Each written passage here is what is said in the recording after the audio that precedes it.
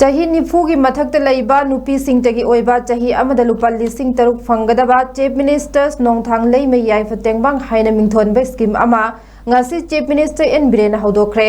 लोइना पुरैरोंबा खोंनांगखोंदगी Raj Bhavan gate ममांगी junction फोबगी लंबी नुपी लान रोड हाइना कौरगनी हाइना लाउथोखरे वाफम असी मणिपुर नुपी लान ऑब्जर्वेशन कमिटी न सिंदुना मरपु मरक सुबा नुपी लान नुमित की थरम नुपी लान मेमोरियल कॉम्प्लेक्स अमदी जीपी वुमेन कॉलेज की सेंटर हॉल द पांगथोखिबा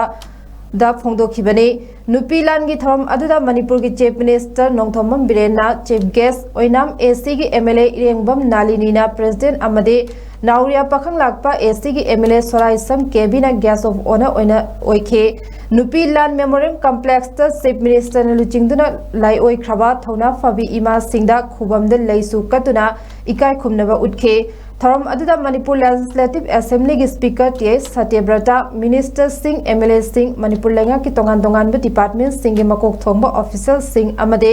हंदकता इंडिया अमसुंग मणिपुर लेंगा का पीस एग्रीमेंट खुद ई पिनख्रबा पाम्बैना लुचिंगबा UNLF की एक्टिंग चेयरमैन मोइरांगथेम नोंयाई अमसुंग जनरल सेक्रेटरी CS थानेसु सरुगियाखे थरम अदुगा मरी लेना चीफ मिनिस्टर बिरेना हाई मणिपुर हौजिक थोकलिब इरांग असी कांगलुप अमतना थोगनबन नते मपाल लमदगी नारोंद चंगलकप कुकी मिलिटेंट सिंगना मणिपुर बो मचेत मसे थुगाइनबा होनबदा थोगलकप इरांग अमने इरांग असी की वारोइसिन पुरकनबा होनबदा मणिपुर दे लेरिबा मिपुम खुदिंगमकना अमत ओइना लेपमिनेदुना पुन्ना संगसिन मिनबा मथौ ताई मणिपुर के युमथंग नरिबे स्टेट सिंह की चीफ मिनिस्टर सिंगा मणिपुर थोकलिब इरांग असी की मतंगदा वारी कया सानबा लेरबसो मिजोराम के चीफ मिनिस्टर ना मणिपुर थोकलिब इरांग असी की मतंगदा खुद थिंजिलकपा असी तौबिगनु हाइनसु सीएम न फोंदोखे मिजोराम के स्टेट गवर्नमेंट मास मणिपुर स्टेट के फोंदोखे मोइगा कोइगा यानादा बखेना पर्सनली स्टेट अमगी ओइबा इंटरनल मैटर ला स्टेट अमना कोइ कैदोंगा खुद थिंजनादे अगर सी पलेज मालूम है केनोदा ममांगी सीएम जोराम थाना बसु मागी बहुत फंगलबनी खंगे करी खंगे है स्टेट की इंटरनल अफेयर्स खुद थिंग में है मालूम बतो अदगी कुजिक ला इबसिसु एबा खर फगदा खंगे मा करिनो मा फिरे दो मोरे द करी थोई के सिमा खंगो मणिपुर की मोरे द करी एक्चुअली करी थोई नो ग्राउंड द करी नो सिमा खंगो है बालो मणिपुर की मोरे द कमांडो ना आईडी प्रजा ओले माई प्रजा नते मणिपुर ले दी आईडी प्रजा नते मणिपुर ले दी बसिदे अखोगी मणिपुर की प्रजा नते है कोकी होइगेरा नागा होइगेरा मैथई पार्टी होइगेरा कोई but मधुकी मार्क द डिफरेंसेस ऑफ ओपिनियन ले बाई एवरीवेयर तो मागी द सुथोकी मिजोराम द सु ब्रूगी इरान ना दा ऑनरेबल प्राइम मिनिस्टर की नाम the honourable Indian home minister massage की नाम द लोशन की बदन ID elaborate to risma ya nala local bani please manipur ki internal ki hoiba pota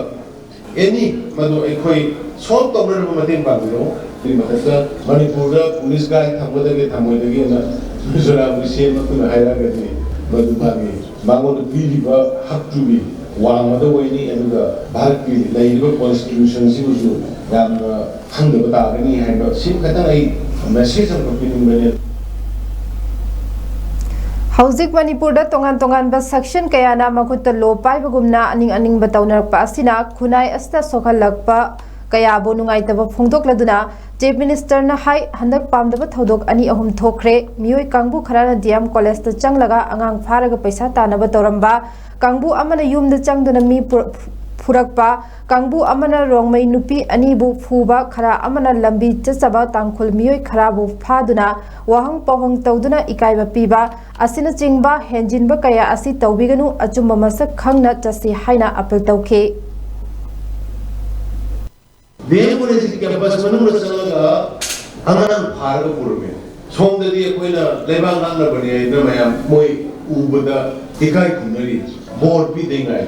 सोमदर अंगन फारगा पैसा तानने तौगे सोमन युम न चंगगा फुबा होरे सिगी पोट मयाम से अफबन करिनो फतबन करिनो से कोई इमा सिंसु लाइरिबा कोई पॉलिटिक्स तौबिबा कोइसु लाइरिबा प्रजा पुनमक से अचुम आराबदि खान चसे नतदना अचुम बगी मरत आराम यावे बमयाम से खंतोक न भौदर तारगजे अनई बइसिंगना अरु बइसिंग खंत ज्ञान दो पुनमक पुनमक थको यावशिन यावे ꯑꯩꯈꯣꯏ ꯃꯉꯥꯏꯔꯦ ꯑꯩꯅ ꯇꯧꯔꯤꯅꯤ ꯑꯩꯈꯣꯏꯁꯨ ꯑꯗꯨꯒꯤꯅꯤ ꯍꯥꯏꯅ ꯇꯧꯔꯀꯥꯟꯗ ꯄꯪꯇꯧ ꯇꯧꯕꯁꯨ ꯑꯩꯈꯣꯏ ꯇꯧꯒꯨꯝꯁꯤ ꯃꯗꯨꯅ ꯑꯩꯈꯣꯏꯗ ꯌꯥꯝ ꯆꯥꯎꯅ ꯑꯀꯥꯏꯕ ꯂꯥꯛꯀꯅꯤ ꯑꯗꯨꯅ ꯌꯦꯡꯅꯕ ꯃꯁꯛ ꯈꯪꯁꯤ ꯃꯔꯨꯞ ꯃꯁꯛ ꯈꯪꯁꯤ ꯂꯩꯕꯥꯛꯀꯤ ꯑꯦꯒꯦꯟꯁꯇ ꯐꯠꯇꯕ ꯇꯧꯔꯛꯄ ꯈꯔ ꯊꯛꯇꯨꯒꯤ ꯋꯥꯅꯤ ꯄꯨꯝꯅꯃꯛ ꯄ꯭ꯔꯖꯥ ꯃꯤꯆꯝ ꯃꯌꯥꯝ ꯄꯨꯝꯅꯃꯛ ꯑꯩꯈꯣꯏꯅ ꯂꯣꯏꯅ ꯂꯥꯟꯅ ꯂꯧꯒꯗꯕꯅꯤ ꯃꯗꯨ ꯊꯤꯅꯕ ꯍꯣꯠꯅꯕꯗ ꯃꯗꯨ ꯉꯥꯛꯅꯕ ꯍꯣꯠꯅꯕꯗ ꯑꯩꯈꯣꯏ ꯂꯩꯃꯤꯟꯅꯔꯤꯕ ꯃꯁꯦꯟꯁꯤꯁꯨ ꯂꯣꯏꯅ ꯑꯩꯈꯣꯏ ꯃꯁꯦꯟ ꯀꯥꯏꯅꯅꯕ ꯁꯤꯟꯕꯗꯨꯗꯤ ꯃꯗꯨ ꯇꯧꯕꯤꯒꯅꯨ ꯍꯟꯗꯛꯁꯤꯗ ꯌꯥꯝꯅ ꯂꯨꯔꯕ ꯌꯥꯝꯅ ꯀ꯭ꯔꯨꯁꯤꯌꯦꯜ ꯑꯣꯏꯕ ꯇꯥꯟꯖꯥꯁꯤꯗ ꯊꯣꯛꯍꯟꯅꯤꯡꯉꯕ ꯊꯧꯗꯣꯛ ꯑꯅꯤꯈꯛ ꯊꯣꯛꯈꯤ ꯑꯅꯤ ꯑꯍꯨꯝ ꯃꯁꯤ ꯑꯃꯨꯛ ꯍꯟꯅ ꯊꯣꯛꯍꯟꯕꯤꯒꯅꯨ ꯂꯩꯖꯔꯤꯕ ꯏꯔꯥꯡꯁꯤꯅ ꯃꯌꯥꯝꯅ ꯇꯦꯟꯁꯟꯗꯤ ꯂꯩꯔꯝꯒꯅꯤ ꯑꯗꯨꯕꯨ ꯒꯥꯔꯤ ꯆꯦꯛ ꯇꯧꯕ ꯃꯇꯝꯗ ꯃꯤꯒꯤ ꯍ꯭ꯌꯨꯃꯤꯂꯦꯁꯟ ꯑꯩ ꯁꯤꯅꯤ ꯍꯥꯏꯗꯅ ꯑꯩ ꯇꯥꯡꯈꯨꯜꯅꯤ ꯍꯥꯏꯗꯅ ꯀꯥꯔꯗꯣ ꯄꯨꯊꯣꯛꯑꯒꯗꯤ ꯑꯣ ꯌꯥꯔꯦꯅ ꯍꯥꯏꯗꯕ ꯍꯦꯛꯇ ꯌꯥꯝꯅ ꯀꯩꯅꯣꯒꯤ ꯇꯥꯏꯞꯇ ꯊꯤꯗꯅ ꯀꯔꯥꯏ ꯆꯠꯂꯨꯏꯅꯣ ꯀꯔꯤ ꯇꯧꯔꯤꯅꯣ ꯅꯪ ꯀꯅꯥꯅꯣ ꯀꯔꯤ ꯑꯣꯏꯔꯤꯒꯦ ꯑꯩꯈꯣꯏ ꯃꯥꯒꯤ ꯑꯗꯨꯒꯤ ꯑꯥꯏꯗꯦꯟꯇꯤꯇꯤ ꯀꯥꯔꯗꯨꯃ ꯄꯨꯊꯣꯛꯄꯤꯔꯒꯗꯤ ꯃꯥ ꯑꯗꯨꯝ ꯆꯠꯅꯈꯤꯕꯗ ꯀꯔꯤ ꯀꯥꯏꯒꯦꯕ ꯑꯗꯒꯤ ꯉꯔꯥꯡ